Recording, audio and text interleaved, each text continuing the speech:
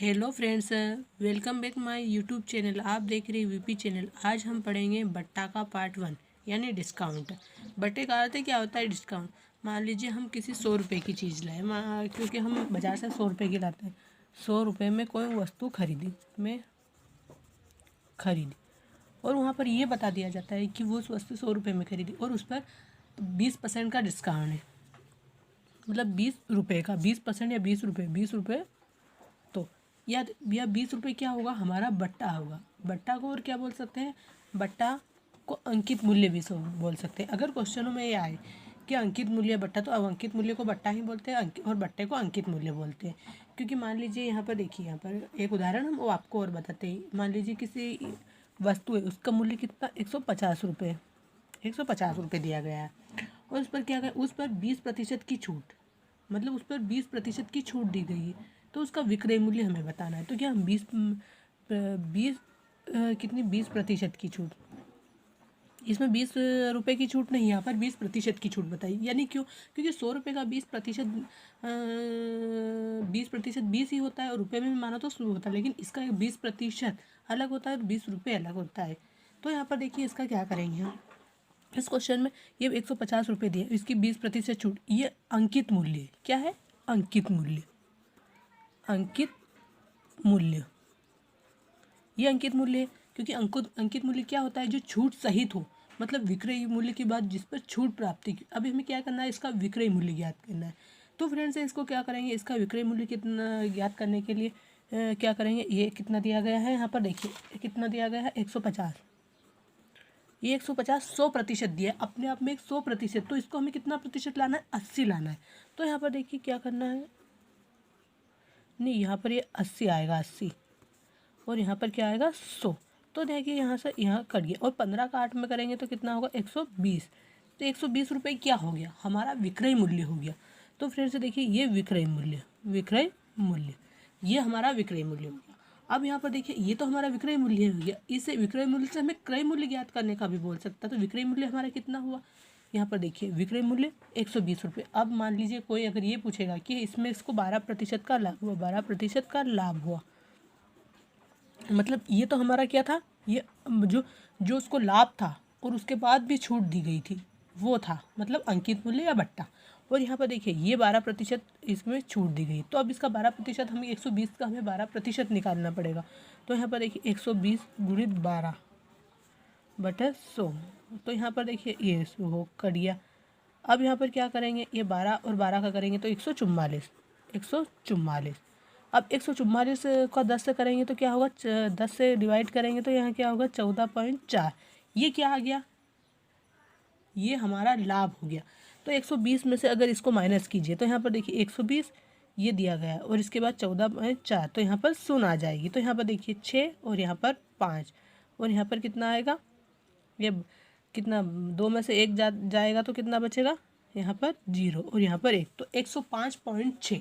मतलब ये क्या हो गया? हमारा क्रय मूल्य हो गया। 105.6 क्रय मूल्य हो गया।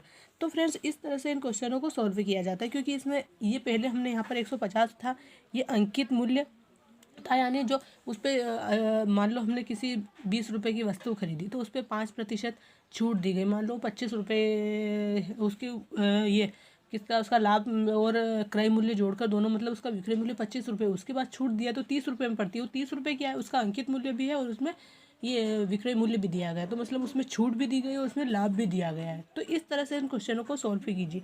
अब हम कुछ क्वेश्चनों को सॉल्व करते हैं, उनको आसान विधि से, जो आपको अच्छे से समझ में आए उसी माध्यम से समझने का प्रयास करेंगे। देखिए फ्रेंड्स इस क्वेश्चन में क्या दिया गया है? एक सोफा सेट का अंकित मूल्य 20,000। दुकानदार उस पर 10%, 5% तथा 2% की क्रमिक छूट दे देता है। तदनुसार उसका शुद्ध बिक्री मूल्य कितना है? मतलब छूट। तो यहाँ पर देखिए ये जो 20,000 है ये क्या है? हमारा अंकित मूल्य दिया गया है। क्या दिया गया है? हमारा अंकित मूल्य। अंकित मूल्य बराबर कितना होगा? 20,000 रुपये। ये 20,000 रुपये क्या है? हमारा अंकित मूल्य है। क्योंकि यहाँ पर देखिए दुकानदार उस पर 10%, 5% तथा 2% की कमी छूट देता है। क्योंकि जो छूट को मिलाकर जो हमारा मूल्य होता है वही हमारा अंकित मूल्य होता है। तो यहाँ पर देखिए ये 10%, ये 5% और ये 2% में छूट दे देता है। तदनुसार उसका शुद्ध बिक्री रूप मूल्य कितना है, यानी जो मतलब एक विक्रेता जो सोफ़ा सेट को खरीदता है वो 20,000 में उसको खरीदता है, उसके बाद क्या करता है उस पर कितनी 10% की छूट दे देता है, फिर उस पर क्या फिर से 10% की देने के बाद जो मूल्य होता है उस पर 5% की छूट दे देता है, और जो वही मूल्य होता है उसके बाद उस पर 2% की छूट दे देता है। मतलब वो 3 बार उसको बट्टा यानी अंकित मूल्य के रूप में छूट देता है। उसके बाद हमें उसका जो विक्रय मूल्य है ना वो हमें बनाना है, मतलब बिक्री मूल्य को क्या बोलते हैं, विक्रय मूल्य। तो फ्रेंड्स अब क्या करेंगे हम यहाँ पर, ये देखिए ये 20,000, इसके बाद क्या, अगर 10%, 100% होता है कोई भी संख्या को हम क्या मानते हैं, 100%। तो यहाँ पर देखिए 100% मानते हैं, तो 100 में से अगर 10% छूट दे तो कितनी बचेगी, 90 बचेगी। तो 90 100, क्योंकि 90 बचेगी, क्योंकि वो 90 बचेगी वह हमारा क्या होगा, बिक्री मूल्य होगा। और उसके बाद 90% के बाद क्या होगा, उसमें फिर से 5%। तो हमें इस 90% को 100% ही मानना है, और फिर उसमें से क्या 5% छूट दी जाएगी। तो यहाँ पर देखिए ये 5%, तो ये 100 में से 5 माइनस की, अब क्या पे 100 में से 2 को माइनस करेंगे तो कितना होगा, 98। तो यहाँ पर देखिए अब क्या होगा, इस शून्य से ये शून्य कट गई, ये शून्य से इसको काट दिया, इसको और इसको, ये दोनों ये कट गई। अब यहाँ पर ये 20 बचा और यहाँ पर ये 100 बचा है। तो फ्रेंड्स देखिए इसको क्या करेंगे, अब यहाँ पर देखिए इस 20 से ये 100 कितने बार में, 5 बार में कट जाएगा। 5 बार में कटने के बाद ये इससे काटेंगे तो कितना, 19 बार में। अब यहाँ पर देखिए 19 गुणित ये कितना, 9, अगर इन दोनों का करेंगे तो कितना होगा, 171। अब 171 में अब संख्या क्या बची है हमारी, यहाँ पर देखिए कितनी, 98। तो यहाँ देखिए इनको 98 का अगर इनमें करेंगे तो कितना होगा, 16,758। आप इसको वीडियो को रोककर इसको करके देख सकते हैं, तो इतना ही आएगा, 16,758 रुपये। ये 16,058 रुपये कितने, 16,758 रुपये किस क्या है, विक्रय मूल्य है हमारा, यानी बिक्री मूल्य। ये मतलब उसने इतने रुपए में बेचा। यहाँ पर क्रय मूल्य का नहीं पूछा गया, अगर क्रय मूल्य का पूछता तो हम वो भी सोल्व कर, क्योंकि फिर क्रय मूल्य का पूछता तो हमें बता कर रखता ना कि इसमें इतना लाभ भी हुआ, वो लाभ का भी पूछता। इस तरह से इस क्वेश्चनों में पूछा जाता है। यहाँ पर ऐसे भी पूछ सकता है कि 20। फ्रेंड्स अगर इसमें क्रय मूल्य का भी पूछा जाए तो इसमें क्या होगा, इसमें ये भी पूछा जाएगा फिर कि बताया जाएगा कि यहाँ पर इतनी प्रतिशत छूट दी और इतने प्रतिशत लाभ, 100 रुपये हमने आपको पहले उदाहरण के माध्यम से समझाया। तो अब देखते हैं हम अगला क्वेश्चन को सॉल्व करते हैं। फ्रेंड्स इस क्वेश्चन में क्या दिया गया है, एक दुकानदार अपने ग्राहकों को 10% की छूट देता है, फिर भी 20% लाभ कमाता है। तदनुसार उस वस्तु का अंकित मूल्य कितना होगा जिसका लागत 450 रुपये। तो फ्रेंड्स इस क्वेश्चन में क्या दिया गया है, आपको ध्यान से देखिए, क्योंकि इस क्वेश्चन में ये दिया गया है जो 450 रुपये वो हमारी लागत मूल्य, मतलब ये हमने हमारा क्रय मूल्य, लागत मूल्य मतलब लागत मूल्य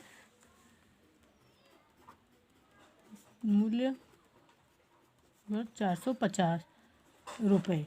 अब ये 450 रुपये हमारा लागत मूल्य यानी क्रय मूल्य है, क्योंकि लागत जो हमने लगाया है हमारे पैसे, तो जो अगर हम लगाए, मान लो किसी चीज़ में हम खरीदते हैं तो उसको हम लगाते हैं ना उसमें, तो वो हमारा क्रय मूल्य हो जाता है। अब यहाँ पर क्या पूछा है कि अपने ग्राहकों को 10% की छूट देता है, फिर 20% लाभ कमाता भी है वो दुकानदार, उस वस्तु का अंकित मूल्य कितना होगा। तो फ्रेंड्स यहाँ पर देखिए क्या करना पड़ेगा हमें, क्योंकि इस क्वेश्चन में ऐसा है कि ये 450 लगाए, उसके बाद 20% लाभ, तो और इसकी कीमत बढ़ाएगा वो, और उसके बाद वो 10% की छूट भी देता है, तो ये तो उसकी लागत कीमत होगी। 20% लाभ कमाता है और 10% की छूट देता है, तो कीमत बढ़ेगी ना। तो वो जो अंकित मूल्य है, मतलब उस छूट के बाद जो अंकित मूल्य, यहाँ पर अगर विक्रय मूल्य पूछता तो सिर्फ ये बताता कि 20% लाभ हुआ है, तो वो हमारा विक्रय मूल्य हो जाता। उसके बाद 10% छूट दी गई, वो हमारा अंकित मूल्य यानी बट्टा होगा। तो देखिए इस क्वेश्चन में क्या करेंगे, ये 450। अब यहाँ पर क्या, ये तो अपने आप में क्या है, खरीदी जो 100% है, तो हमें इसको क्या 110% में करना है, क्योंकि 10% का यहाँ पर छूट दी गई है। तो देखिए यहाँ पर क्या करेंगे, 110, 100 में अगर 10 जोड़ेंगे तो यहाँ पर ये, तो देखिए ये से इससे ये कट गया और इससे ये कट गया, अगर इसका इसमें गुणा करेंगे तो कितना होगा, यहाँ पर 495 रुपये। अब ये क्या हो गया, ये तो छूट हो गई। अब जो उसने लाभ कमाया ना, उसके बारे में हमें उसे निकालना है। तो फ्रेंड्स देखिए ये तो 400 रुपये क्या हो गया हमारा छूट वाला, और क्या 20% लाभ कमाता है, तो उसका 20%, तो इसका देखिए 495 रुपये गुणित ये क्या, ये अपने आप में फिर ये 100% है, तो इसको क्या करना है हमें 120%, क्योंकि 20% उसने क्या लाभ कमाया है। तो यहाँ पर देखिए, यहाँ पर क्या आएगा 120, और यहाँ पर क्या, ये तो 100%। तो देखिए इससे एक हो गया, अगर ये 2 से काटेंगे तो ये 5 बार, और ये कितनी बार, 6 बार। अगर इसको इससे करेंगे तो कितने बार होगा, 99 बार। और यहाँ पर देखिए 99 गुणित 6 करेंगे तो कितना होगा फ्रेंड्स, कितना आएगा,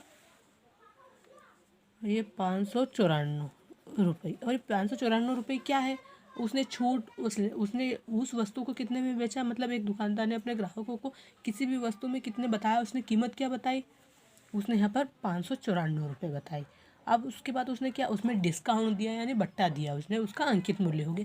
तो उसने उस ग्राहकों को कितने में बताया होगा, वो उसने ज़्यादा में बताया, और उसमें उसने लाभ भी 20% का उसने लाभ भी प्राप्त किया उसमें। लेकिन उसे तो वो चीज़ कितने, 400, ये कितने में पड़ी, 450 रुपये में पड़ी। तो उसने कितना, 594 रुपये उसने बताए, तो उसने 144 रुपये उसमें लाभ प्राप्त किया है, क्योंकि वो तो उसने छूट भी दी थी। वो अपने आप में उसने छूट इसलिए दी थी क्योंकि ग्राहक को, अब अगर हम कोई भी ग्राहक आता है उसको हम छूट देते हैं तो ग्राहक उसे ज़्यादा खरीदना पसंद करते हैं, क्योंकि इसलिए खरीदना पसंद करते हैं क्योंकि वो सोचते हैं कि हाँ ये तो कम, इतनी इसमें डिस्काउंट दिया जा रहा है, तो इसका डिस्काउंट दिया रहा है तो कि हमें चीज़ कम में हमें मुनाफा मिलेगा। लेकिन वो पहले से ही उसकी कीमत को बढ़ा देता है। तो इस तरह से इस बट्टा में इस तरह के क्वेश्चनों को सोल्व भी किया जाता है। तो अब देखते हैं अगला क्वेश्चन। फ्रेंड्स ये क्वेश्चन देखिए, एक व्यापारी अपने माल को लागत मूल्य से 25% अधिक अंकित करता है। यदि वो अपने ग्राहकों को 10% की छूट देता है तो उसे कितने प्रतिशत लाभ होता है। तो यहाँ पर क्या, वो 25%, मतलब वो पहले ही जान कि मान लो कोई वस्तु 100 रुपये की, तो उसे 25% में यानी 25 रुपये उसको बढ़ा देता है, क्योंकि 100% का 25% बढ़ाता है तो कितना, 25 रुपये होता है। तो फिर क्या करता है, उसके बाद वो अपने ग्राहक को 10% की उसमें छूट दे देता है, मतलब वो पहले बढ़ा देता है और फिर छूट दे देता है, मतलब अधिक बढ़ा देता है और छूट कम देता है। तो पहले इसके पहले के क्वेश्चनों में हमने क्या किया था, उस क्वेश्चन में हमने क्या, ये छूट का भी बताया गया था, लाभ का भी दिया गया था कि इतने प्रतिशत हमने छूट दी, इतने प्रतिशत हमने उसमें लाभ हुआ उसको। और यहाँ पर उसकी जो उसने खरीदा था वो रुपए दिए गए थे, लेकिन हमें उसकी लागत कीमत, छूट के बाद और लाभ प्राप्त के बाद जो कीमत थी ना वो हमें बतानी थी, लेकिन यहाँ पर लाभ बताना है। तो ऐसे क्वेश्चनों को बदल बदल के एग्जाम में आते हैं। तो देखिए हम इस क्वेश्चन को कैसे करते हैं। तो यहाँ पर देखिए फ्रेंड्स, ये क्या दिया गया है, 25, ये मतलब सुमाना 100 रुपये, हाँ 100 रुपये क्या हमारा क्रय मूल्य, 100 रुपये हमारा क्रय मूल्य हो गया। उसके बाद क्या, यहाँ पर वो क्या, माल को लागत मूल्य से, मतलब ये लागत तो ये क्रय मूल्य इससे 25% अधिक अंकित करता है। तो यहाँ पर अंकित मूल्य कितना, 125 रुपये, मतलब ये क्या हो गया हमारा उसने अंकित मूल्य, मतलब उसका अंकित मूल्य यानी बट्टा, मतलब इतना उसने अधिक लाभ प्राप्त किया। यदि वो अपने ग्राहकों को 10% की छूट देता है, मतलब वो ग्राहक को 125 रुपये, 100 रुपये की कीमत वाली वस्तु को उसने 25% उस पर बढ़ा दिया, तो 125 हो गए। तो 125 हो गए, 125 के बाद उस पर वो 10% की छूट भी देता है। तो यहाँ पर देखिए क्या होगा, 125 में के बाद हम क्या, इसका सिर्फ 10% हमें निकालना है, क्योंकि वह 10% की छूट दे रहा है। तो यहाँ पर देखिए 10% की छूट के बाद क्या होगा, 100। तो यहाँ पर देखिए अगर 10 को इससे करेंगे तो कितना होगा, 12.5। और यहाँ पर देखिए 125, ये मतलब जो उसने लाभ प्राप्त किया था और वहाँ पर उसका क्रय मूल्य दोनों मिलकर 125 रुपये था। तो लेकिन उसने यह कितना, लागत मूल्य कितनी बढ़ाई थी, उसने 25% बढ़ाई थी। तो 25% का कितना था, 25 रुपये। और अगर 25 में से हम माइनस कितना, 12 ये करेंगे तो यहाँ पर कितना होगा, 12.5%। तो उसे कितने प्रतिशत लाभ होगा, 12.5% लाभ होगा। इस क्वेश्चन को ऐसा भी सोल्व कर सकते हैं फ्रेंड्स। तो यहाँ पर देखिए ये 25 और ये -10 बराबर 25 गुणित 10 बट 100। अब हमने ये क्यों किया है यहाँ पर फ्रेंड्स, क्योंकि यहाँ पर देखिए ये 25% की लागत मूल्य से, तो उसके बाद 25% तो ये प्लस में होगा और -10% छूट, यानी जो कीमत है उससे 10% छूट देता तो कीमत कम होगी ना, तो यहाँ पर माइनस होगा। तो यहाँ पर देखिए क्या, इससे इसको काट दिया। अब इसको काटेंगे तो कितना होगा, यहाँ पर कितना होगा, 2.5 ये बचेगा यहाँ पर। अब यहाँ पर देखिए कितना, 25 में से 10 गया तो कितना बचा, 15। तो ये 15 माइनस 2.5, तो अब यहाँ कितना बचेगा, 12.5। इस क्वेश्चन को इस तरह से भी कर सकते हैं और इस तरह से भी कर सकते हैं, आंसर एक ही आएगा, लेकिन करने की विधि अलग है, क्योंकि बहुत सारे बच्चों को इस तरीके से सही लगता है और बहुत सारों को इस तरह से लगता है। तो आपको जो आसान विधि लगे आप उस हिसाब से कर सकते हैं। तो देखिए इस फ्रेंड्स में इसमें दोनों में कितना है 12.5%, 12.5% उसे लाभ प्राप्त हुआ, यही हमारा आंसर होगा। तो फ्रेंड्स हम आपको सबसे आसान विधि बता रहे, बट्टे इसी तरह किए जाते हैं।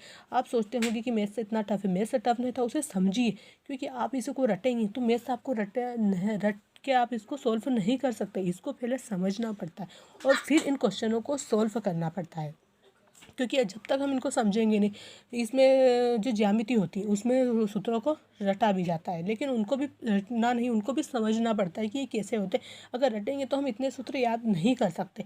तो पहले उन सूत्रों को समझिए और उनके आधार पर उन क्वेश्चनों को सॉल्व कीजिए, तब भी हम अच्छे से समझ पाएंगे उनको, क्योंकि बिगड़ समझे कुछ भी नहीं होता। मैथ्स और एक रीजनिंग ऐसा सब्जेक्ट है जिसमें हमें दोनों को समझना पड़ता है, क्योंकि अगर हम नहीं समझेंगे तो हम इसको सॉल्व नहीं कर पाएंगे। और सबसे ज़्यादा क्या, हम आपको इन क्वेश्चनों को देखकर अगले क्वेश्चन अपने आप खुद करना पड़ेंगे। तब अगर आपने खुद से नहीं किए तब तक आप किसी भी एग्ज़ाम को क्लियर नहीं कर सकते। तो हम आपसे बोल रहे हैं कि आप पहले घर पर सॉल्व कीजिए इनको, क्योंकि एक ऐसा है जो मान लीजिए अगर आज हमने हमारी कुछ भी नकल की, मतलब हमने कुछ राइटिंग लिखा, उसके दूसरे दिन अगर हम नहीं लिखेंगे तो हमसे अच्छे से और अच्छे, अगर रोज़ लिखेंगे तो अच्छे से अच्छी होगी।